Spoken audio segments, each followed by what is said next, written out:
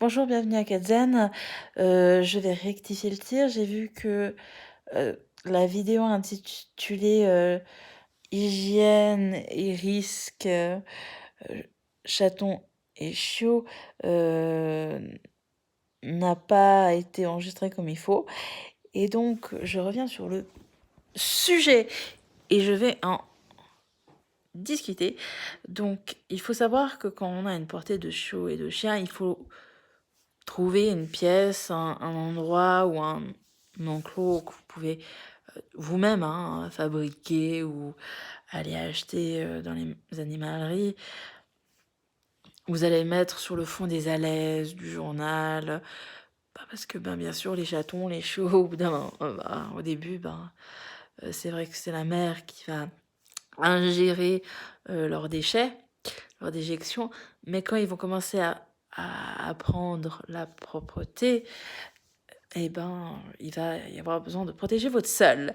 Il faut savoir que chaque souillure peut attirer des bactéries qui vont transformer cette souillure en danger potentiel pour vous ou pour vos animaux et pour les petits en question. Donc, mieux vaut bien nettoyer avec du bicarbonate de soude et plutôt du produit vaisselle mélangé au bicarbonate de soude. C'est moins dangereux parce qu'il faut se dire que les chiots et les chatons, ils lèchent tout. Ils mettent tout à la bouche dès qu'ils ouvrent les yeux. Donc, mieux vaut pas utiliser de détergent. Les détergents vont plutôt les stimuler à refaire à l'endroit où ils ont déjà fait. Et souvent très toxiques et dangereux pour eux. Il faut savoir que si vous faites porter votre chienne ou votre chat, il faut connaître tous les risques, reconnaître tous les signes de maladie, soit des fortes diarrhées aiguës qui signent souvent de jardiose. C'est pas que des problèmes intestinaux. Et ce qui veut dire que s'il y a un des animaux qui a la jardiose dans la portée, tout le monde l'a. Et tous les autres de la maison des animaux que vous avez chez vous l'ont aussi.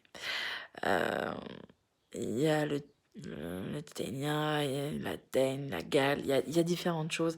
Donc, avoir un ménage rigoureux et nettoyer rigoureusement de manière appropriée et avec les bons produits, avec les bons éléments, est nécessaire pour votre sécurité, votre santé et la leur.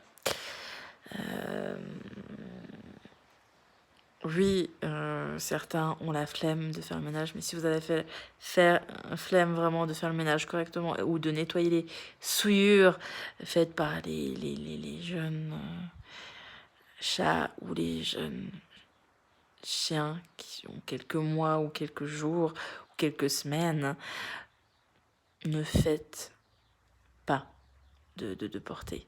Vraiment, il faut vraiment pouvoir assumer, il y a des risques sanitaires et santé, surtout pour vous et pour tous ceux qui vivent sous le même toit que vous. Donc, c'est avec responsabilité, il faut, avant de se séparer du chaton ou du chiot, attendre leurs 3 mois pour qu'ils aient les bonnes bases enseignées par leur maman, parce qu'ils ont besoin, pas seulement d'être sevrés, ils ont besoin d'avoir les bases d'apprentissage que toute maman chienne ou maman chat enseigne à ses petits. C'est vital parce que si vous les enlevez avant, malheureusement, il y aura un manque d'apprentissage qui peut développer des pathologies ou des problèmes et des troubles du comportement. Par exemple, expérience faite sur un chaton d'à peine de 2 mois qui a développé jusqu'à l'âge adulte une compulsion à manger dès qu'elle n'était pas contente ou trop seule ou que ça allait pas, à manger tout ce qu'elle trouvait. Et donc, égale multiples opérations pour aller retirer les corps étrangers. Donc, ça coûte vite cher au porte-monnaie. Et donc, voilà pour ça, vraiment, faites attention, laissez-les bien jusqu'à leurs 3 mois auprès de leur maman.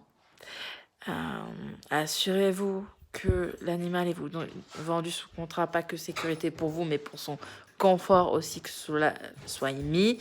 Et veillez à ce que cela soit respecté. Prenez des nouvelles récemment, 3 jours après que le nouveau propriétaire ait acquéri l'animal. Demandez-lui des nouvelles et une photo ou une vidéo. Et 6 mois après, 1 an après, et après 1 fois par année, pour être sûr que tout va bien, et que l'animal n'a pas fini dehors, laissé pour compte, ou qui ne s'est pas retrouvé à la SPA sans que vous le sachiez. Mieux vaut le récupérer et lui trouver de vous-même un nouveau propriétaire que l'acquéreur numéro 1. Donc voilà, si vous avez des questions, n'hésitez pas. Si vous voulez que je creuse un peu plus, n'hésitez pas dans les commentaires à poser des questions ou par mail à vrmandarin@icloud.com.